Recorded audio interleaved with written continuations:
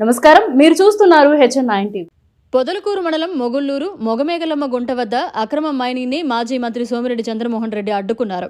ప్రభుత్వ స్థలంలో మైనింగ్ చేస్తున్నారంటూ, కోట్ల విలువైన సంపదను కొల్లగొడుతున్నారంటూ ప్రధాన రహదారికి కనిపించకుండా 20 అడుగుల మట్టి పోసి అక్రమంగా క్వారీ, రెవెన్యూ, మైనింగ్ అధికారులు పట్టిపట్టినట్లు వ్యవహరిస్తున్నారని దుయ్యబట్టారు. జిల్లా అధికారుల దృష్టికి తీసుకెళ్లినా స్పందించలేదని, మంత్రి కాకాణి అనుచరులు రెవెన్యూ అధికారుల సాయంతో మైనింగ్ చేస్తున్నారని అన్నారు.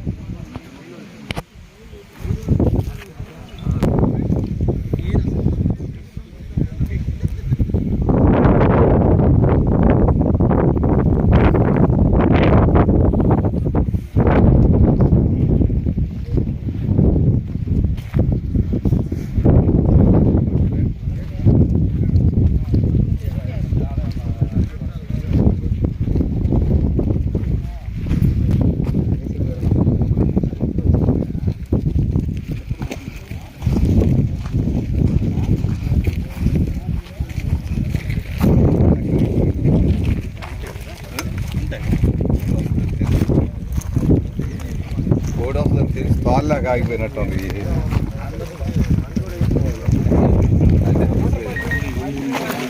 మరిన్ని అప్డేట్స్ కోసం మన HN9 టీవీ ఛానల్ ని సబ్స్క్రైబ్ చేసుకోండి.